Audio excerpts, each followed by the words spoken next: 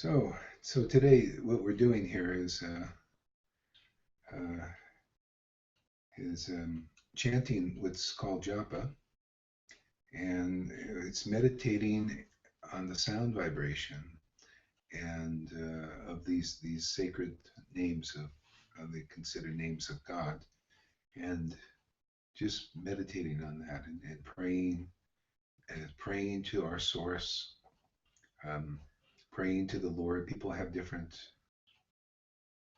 moods with this, different feelings. Some people just, you know, think of it as their source, think of it as Krishna or Ram, or some people pray like they're praying to Jesus. So anyway, sacred names are sacred names, and they give a ecstatic experience, um, usually. If you don't have too much of a critical bent. And I like to read these verses of the Bible at the same time as chanting. Um, it's just really nice. I just love what Jesus, how he expressed himself, and these words are very powerful in the New Testament. So I might, as I'm chanting, and if you like, you can chant also with us if you're watching the video or if you're coming on live. You can chant along. It's just the mantras, Hare Krishna Maha Mantra. Hare Krishna, Krishna Krishna, Hare Hare, Hare Rama, Rama Rama, Hare Hare. Just over and over again, and you just listen to the sound. That's it. No artificial imposition on our mind. Just listen to the sound, and then get your own experience. And so we'll meditate on some verses as we're chanting here. I'll read some from the Bible and also from the pastimes of Lord Chaitanya or Krishna also. So Jesus meets the woman at the well, and he answers her, "If thou knewest the gift of God, and who it is that says unto thee, Give me to drink, thou wouldst have asked him, and he would have given thee living water." See, that's the ecstatic worship of God. Bubbles up inside. It's really nice. And that's living water. That's our actually eternal life, is this rejuvenation that comes from this kind of worship of that the holy names induces. Hare Krishna, Krishna Krishna, Hare Hare, Hare Rama, Rama Rama, Hare Hare, Hare Krishna, Krishna Krishna, Hare Hare, Hare Rama, Rama Hare Hare. So just think about that. Think about Jesus saying to the woman at the well, if you knew the gift that God has for you, you would have asked him for something to drink, and that he would give living water. Hare Krishna, Krishna Krishna, Hare Hare, Hare Rama, Rama Rama, Hare Hare, Hare Krishna, Krishna Krishna, Hare Hare, Hare Rama, Rama Rama, Hare Hare, Hare Krishna, Krishna Krishna, Hare Hare, Hare Rama, Rama Rama, Hare Hare, Hare Krishna, Krishna Krishna, Hare Hare, Hare Rama, Rama Rama, Hare Hare, Hare Krishna, Krishna Krishna, Hare Hare, Hare Rama, Rama Rama, Hare Hare. The woman says to him, "Sir, thou hast nothing to draw water with. The well is deep, and whence then..." You know what we're going to do? I'm going to read the basic English here. Yeah, that's the basic English. And leave out these thous and all of this. Thys and thous. Where it is.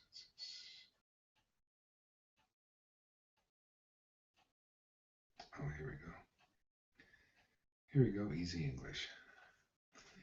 All right.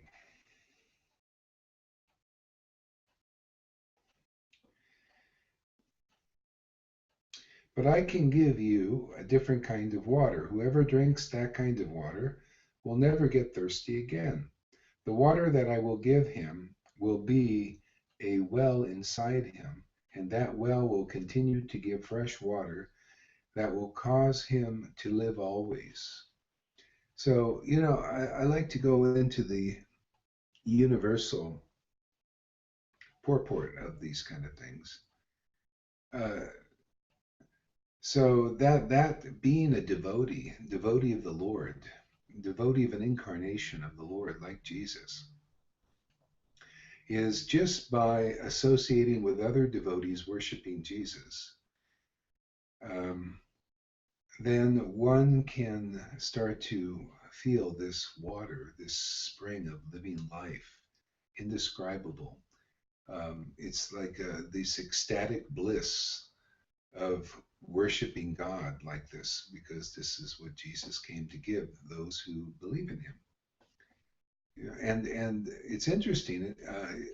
I was in India quite a few times, and so I, you know, have contact with some of these other incarnations.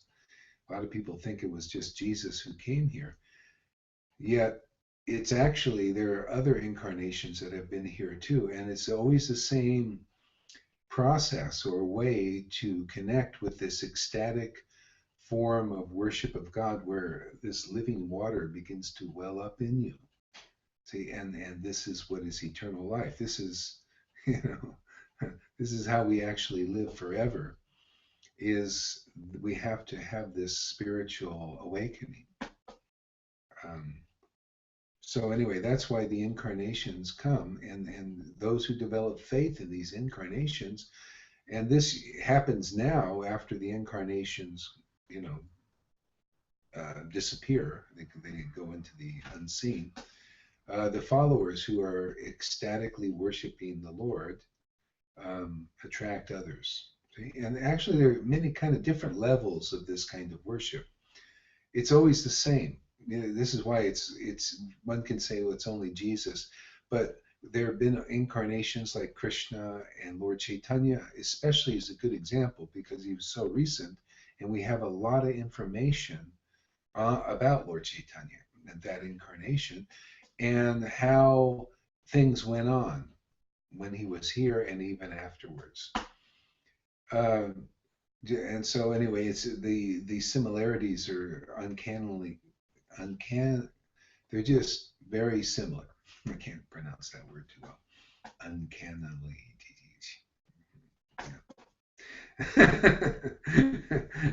So yeah, this is so similar. So to get into this ecstatic form of worship, you have to be around worshipers who are at that level. Now, not all followers of Jesus, or say like Lord Chaitanya, are ecstatic on the ecstatic platform of worship. And Lord Chaitanya even taught when he was here the two different levels of worshiping God, and he taught that there's um, the what they call sadhana bhakti, the rules and regulations that you follow, and gradually, hopefully, it moves up into the ecstatic platform of worship, where a lot of bodily symptoms and tears, and it's outrageous kind of symptoms, but this is kind of more rare.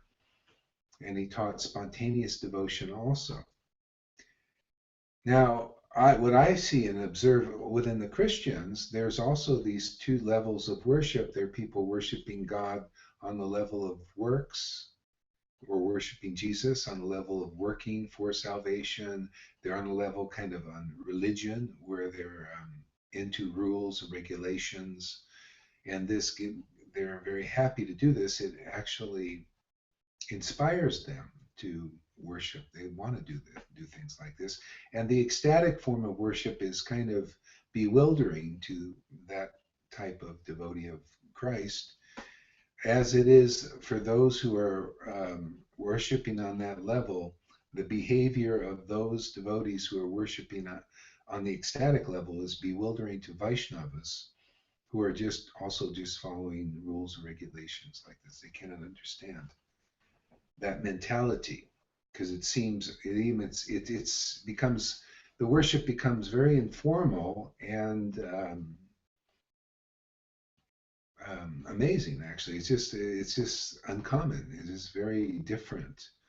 You know, it doesn't appear like it can appear like the person's almost crazy, but they're not. You know, it's just very ecstatic and devotional, rapturous experience worshiping God like that.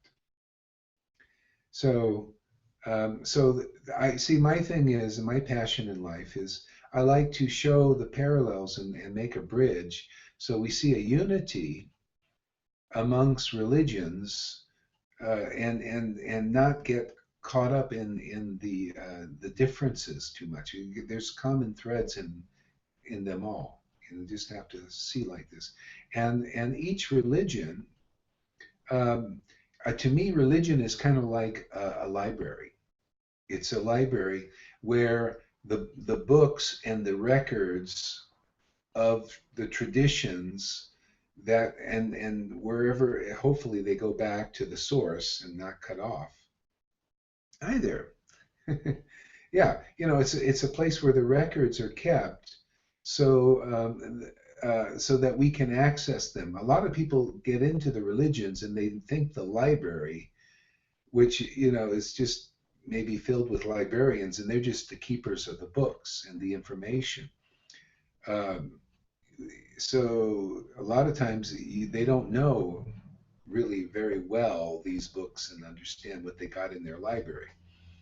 And so anyway, there's all of this information about what went on in these particular religions, and it's very, to me, it's fascinating and very interesting and very helpful for evolution, my personal evolution as a human being into more the divine consciousness, how to bring that out and bring it forth. So that's when you start to get at a judgment and condemnation, and prejudice, sectarianism. You're able to access this kind of information from various religions and spiritual disciplines and use it. So one wonderful thing is this chanting. Doesn't that look a little weird with a finger coming out of his bag and all of this? Huh? Look a little strange, huh? Especially if you're a Christian, you see a guy with this. What is that, man? Yeah, what's in that bag? Well, it's these beads here, man. These wonderful beads. See? So anyway, this is what I got from the Vaishnava religion. This is in that library. There are people that attained, very deep, intimate communion with God through chanting, which becomes like a prayer. It's just amazing. It's the mind becomes very focused and stilled, and you're chanting on the holy name or whatever mantras. There are many mantras you can chant, which are usually the form or the actual names of these incarnations. Very powerful. You could chant Jesus's name. You could chant Krishna's name or Lord Chaitanya's name or Nityananda's name. These are all bona fide incarnations. If you're a devotee of them, if it's slated for you to meet like Christian devotees who are devotees of Christ, sincere or insincere or whatever, whatever level you're at, then you will. Or to go into yoga, maybe you're attracted to yoga. See, there's so many paths, and they're all tied into the source. Like Krishna in Bhagavad Gita this is a beautiful information that comes from that library, is Krishna being visualized as the source of everything, says all paths lie upon me like pearls on a string. That's not like, but a lot of people think that their religion is everything. you know, that's called sectarianism. Their religion is all in all, and everybody else is an infidel outside of that. They got to be converted and all.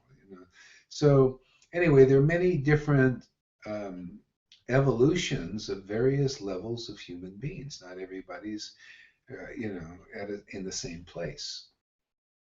So if you have any comments, go ahead. You can share it on the chat here. Love to hear it. and it'll help us go deeper too. So from this library, I got the chanting. So we chanting these names, and I like to, read some verses from the Bible while chanting, and maybe explain a little bit of some revelations usually come when I do these talks. Some things are downloaded from God knows where, from upstairs. Hopefully not downstairs. I don't think so because I get inspired usually, when these things come. And yeah, and it's just amazing. Just get more clear about who I am. Why am I in this world? You ever ask yourself, who are you? Why are you here? Do you think you're just a name or a personality or your mind? See, there's the first level of realization is you just start to see there's a part of you that's observing all of that, observing your own mind. It's like how that can flip you out, man. You start to see that there's a deep part of yourself that's observing your own mind. You're not, and that means you're not totally these thoughts flying around in your head because something's looking at them.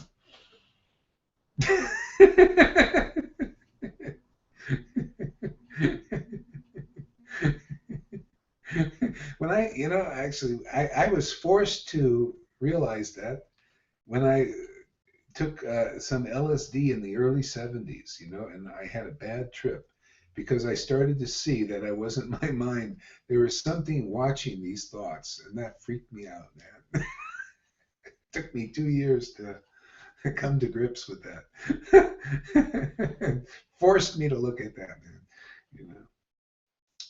So anyway, people are at different stages of evolution. Some people think they're their body. No, I'm my name. I'm Joe. I'm Bill. That's me. Or I'm all these thoughts flying around in the head. I'm my judgments. That's me. Many different paths and levels of consciousness. For my journey is the one for me that I just keep coming back to and I love so much is the path of devotion, the path of loving source, and what I've ascertained from my own experiences and journeys and other people's experiences and going to India, lived there half my life, and if this devotion is if you're worshiping the source, um, and you're worshiping the source that started these disciplic successions amongst followers who are just so joyful in their worship, man. You found like a jewel, maybe the jewel of life. Just to find people that are actually worshiping the source and in ecstasy, and not just worshiping because they're supposed to or they're afraid of going to hell or anything like that. Okay? They're worshiping the source because it's just you feel a joy and an ecstasy and a happiness and an intimacy with that source that we're all connected to, whether you consider it Jesus, whether you consider it Krishna or Ram, depending on your attraction, and what it's for you to. It's just amazing. I haven't found anything better than that in this life. Maybe there is, but I don't know. I haven't found it. If anybody knows something better. I mean, I've done different paths, and yeah, there's knowledge out there. You guys probably know there's a lot of knowledge out there you can get into, especially now in this info. Oh my God, this internet, man. You want knowledge? You don't have to go to school. You don't have to pay any money for it. You'll get your head stuffed with all kinds of knowledge, and it's kind of there's a juice in that. It's kind of like it's there, but there's an edge too. It's just a lot of it's just stuff. You get into. You just fill your head with a lot of stuff, man, and so there's not a lot of peace in that. That's what I found. I got into that. So you get it's kind of there's a rush, and you get this knowledge, and maybe you can make money, and you just get really busy and all of this. And anyway, it's not for me. to get too much into that. It needs some knowledge, but yeah. So anyway, there's that. But the path of devotion, oh, that's one I love. So reading the New Testament, all religions really, that's really the heart of them. If you get past the religious stuff, it's all about loving the source and loving your brothers and sisters. That's really it, man. There's nothing better than love. To me, I don't feel it all the time and experience it all the time, but I know that's really it. Nothing better than real, true love. Not this nuclear love. It's okay. It's human. We get love our spouse and our family and all of that's okay. But there's a deeper love that lasts forever. I'll share when I was watching a movie today. It's you can rent it on Redbox. It's 90 Minutes in Heaven. So this is the kind of love I'm talking about. This guy had a family, and he had a beautiful wife and a nice family, and he was a Christian, and he was really religious person, and all of this. Gets in a car wreck. So then he goes to heaven for night. He's like really bad shape, really bad shape. So he gets a trip to heaven. He goes there and sees how amazing it is. Completely forgot about his family and his life here. He was just saying, man, just open those gates. I'm ready. I'm going in there. It was so amazing. And the love he felt there and the experience, and it totally, he was enraptured by it, and he was ready to go. But somebody on the ground here was praying for him, even though he had actually died. This is actually a true story. He actually died, and a guy was praying for him, and he brought him back into his body, man. He had to live he's still living now, 2015. That was in 89. Inspired many people still. But that's the kind of love that's eternal. That kind of experience. You forget about our earthly things here, the trials and all of that. It's just you're on into a new birth, a new life. So some people get that here. They call that being twice born again, a real spiritual rebirth, and you become just naturally understanding what is eternal. So it's kind of interesting. So this is where Jesus is talking about, oh, you asked for this water, I can give you this spring of life. This is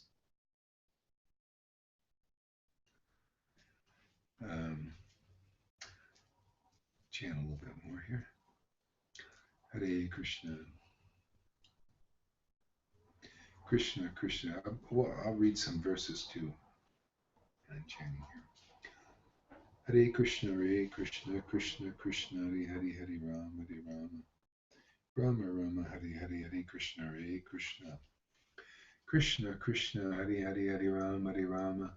Rama, Rama, Hare Hare, Hare Krishna, Hare Krishna, Krishna, Krishna, Hare Hare. Hare Rama, Hare Rama. Rama, Rama, Hare Hare, Hare Krishna, Hare Krishna, Krishna, Krishna, Hare Hare, Hare Rama, Hare Rama. Rama, Rama, Hare Hare, Hare Krishna, Hare Krishna. Krishna, Krishna, Hare Hare, Hare Rama, Hare Rama, Rama, Rama, Hare Hare. If you have any questions, write them in the chat here.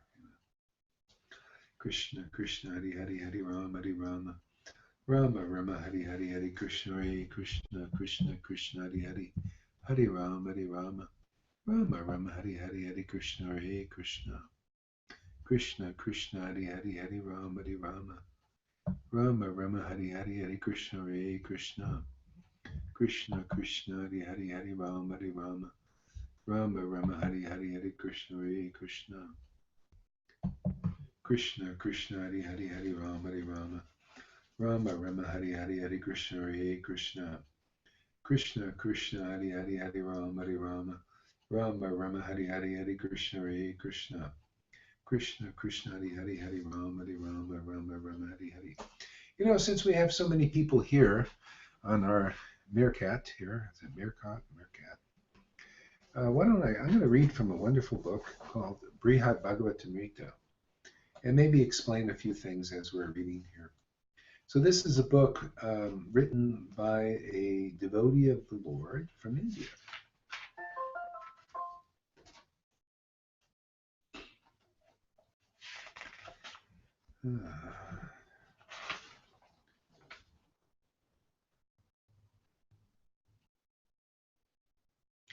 I think this is probably too deep for this discussion. I need a lot of background in this. I'll read from this book, Chaitanya Bhagavat, which is a old, look, that's been through India and all kinds of stuff. Amazing, huh? It's been through the mill. All right, these are the pastimes of Lord Chaitanya. He was this incarnation of the Supreme Lord who appeared 500 years ago.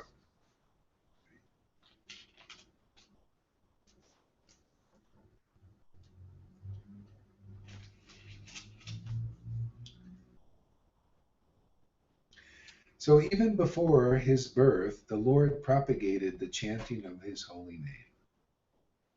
Streams of people went for this bath in the Ganga at the time of the eclipse, and all the way they chanted the Lord's name.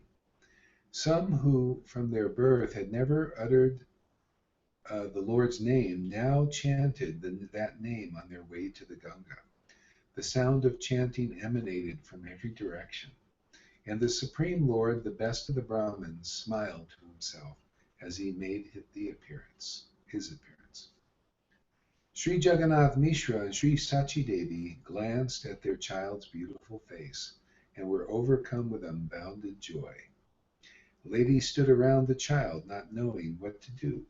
Easily they ululated in jubilation. See, okay, so this is India 500 years ago. And just like Jesus was born in a family, had a mother and father and all of this. So many people think he's the visible manifestation of the Lord.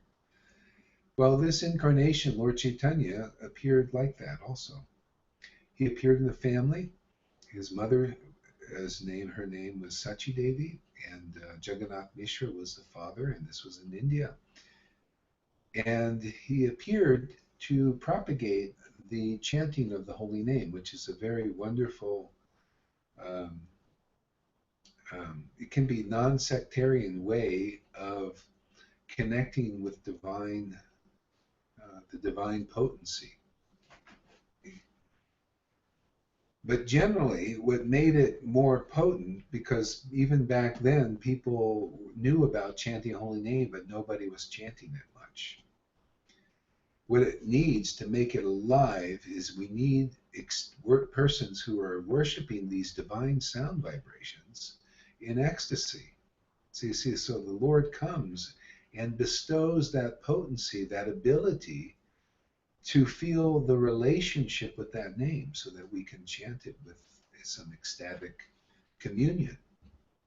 Otherwise, it becomes dry. And that's how religions get how they are. Religions, when they first come from their source, they're very juicy, like when Jesus was here, and then right after he left, the Holy Spirit comes, and thousands of people were just coming. They were facing death just to become a Christian and to be a Christian, and they took it as a great honor, and all of this is very potent back then. It is now in certain places, but generally things start to dwindle down into religion at a certain point, where it's just more like a bunch of rules and regulations, and do's and don'ts, and you should do this and you shouldn't do that. And okay, fine, maybe we need that to some extent, to have some kind of civilization, be civilized. But when that's all there is available, then it's like nothing so great. That's why these incarnations, like Lord Chaitanya or Jesus, come is to add this juicy life to one's worship or meditation on something divine that has a lot of juice in it. See?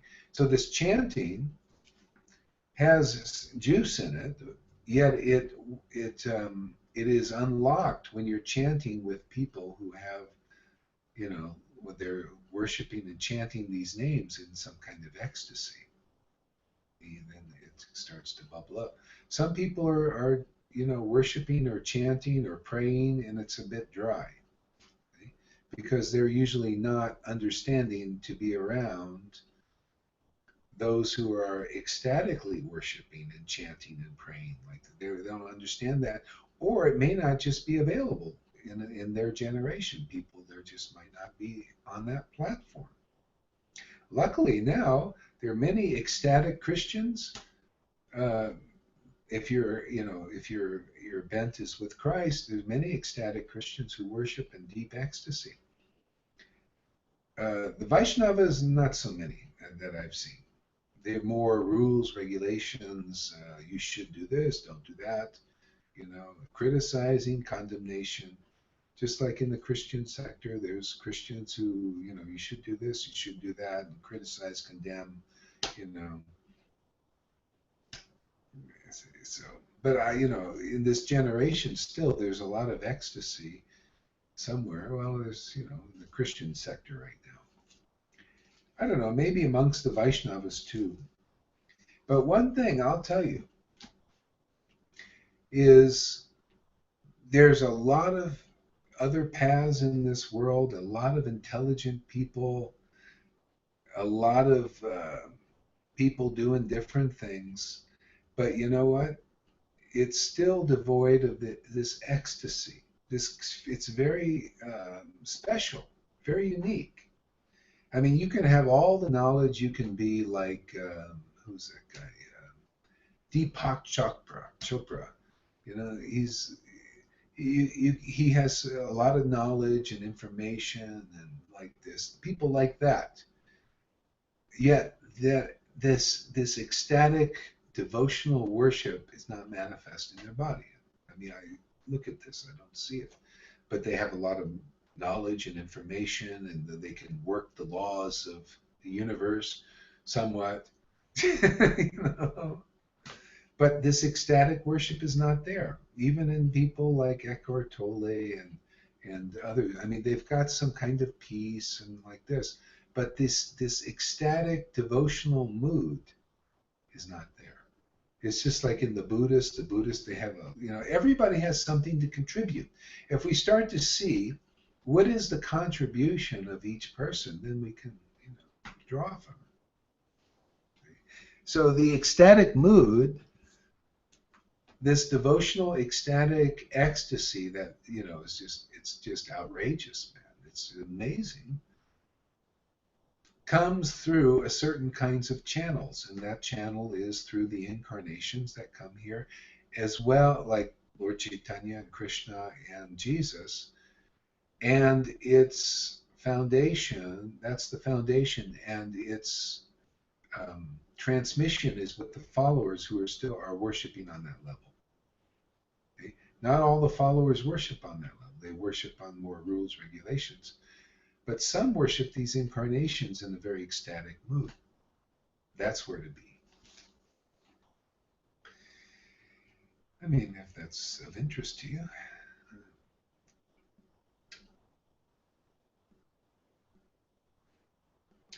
Srimati Sachi Devi's father, Sri Nilambara Chakravarti, found esoteric and wonderful signs in every house of the child's astrology chart. Sri Chakravarti was astonished by the baby's beauty and saw all divine symbols on his person. A much accepted prophecy in Bengal was that someday a king would be born in Bengal as a Brahmin's son. So the Chakravarti thought that only the future would prove whether this child, that it was this child. In the presence of all, Sri Nilambara Chakravarti, an expert astrologer, began explaining the ramifications of different astrological signs. on the Lord's chart. The further he delved into the child's exalted chart, the more difficulty he found in describing the Lord's position. The child will conquer Brahaspati, the sign for learning and education, and be scholarly. Now, this is a quality of a very elevated personality. They're like the greatest scholars, and it doesn't matter whether they've actually studied officially. See, like Jesus, he was a carpenter. The Pharisees were astounded. Where did this person learn what he learned? It's a different kind of knowledge that it's just it's not like what you can just learn from reading a book. Although those who are devotionally elevated, very elevated, they can read the scriptures and extract the essence of truth is revealed to them.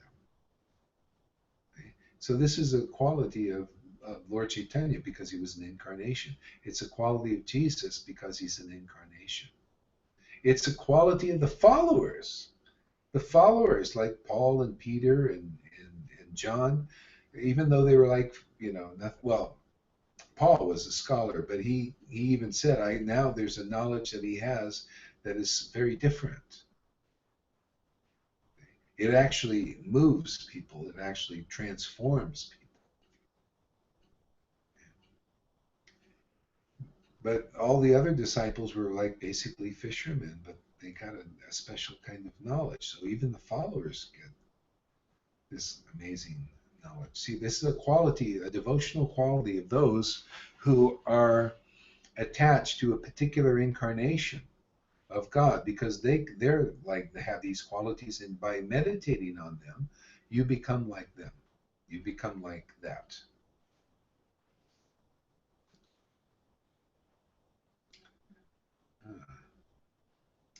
Present in that gathering was a great saint in the guise of a Brahmin who made predictions on the Lord's future. The Brahmin said, "This child is the Supreme Lord Narayan himself. He will establish the essence of all religion. He will initiate a wonderful preaching movement and deliver the whole world. He established the essence of all religion." And that's what, there's all religions, they are just filled with all kinds of rules, regulations, shoulds and do's and don'ts. And most people, and traditions, you can get into all of that and spend your whole life just thinking this is it. So, but those who actually have gotten the real mercy and bring the real mercy here, they extract the essence. They'll teach the essence of religion, because the essence of religion is actually what we're talking about here. The essence of religion is love for the source. Love for the source inside and outside. That's it, man. That quality of that love of God, and inside and outside, it transforms everything. Everything begins to come automatically in one's life. Everything is accomplished just by that kind of love. See, so all these incarnations are here because they want to teach ultimately how to access that kind of love. That's the essence of religion. Not religion is to teach you how to follow every rule in the book so that you can be a walking encyclopedia of rules and be very proud of, you've memorized the whole Bible or the whole Vedic scriptures. Some people think that's it. It's not it. To get prestige or power or followers or influence, that's not the essence of religion. That goes when the body goes. It's just all temporary stuff. Love is what endures.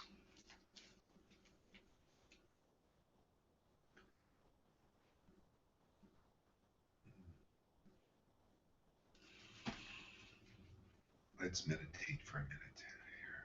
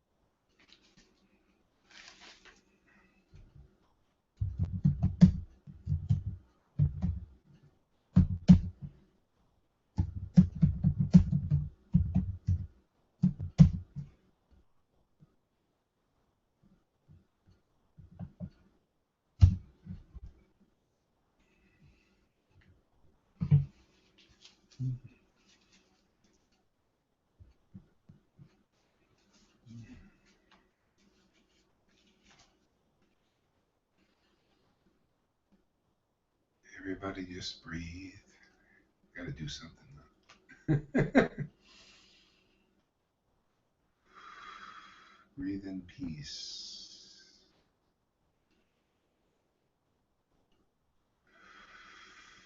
Breathe in relaxation.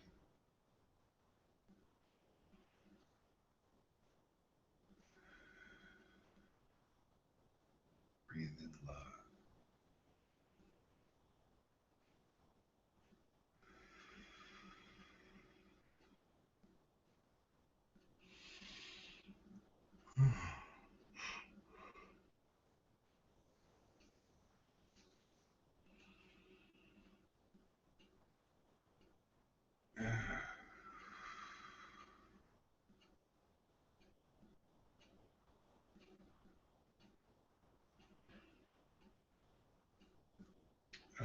You know what? I think maybe that's enough for now.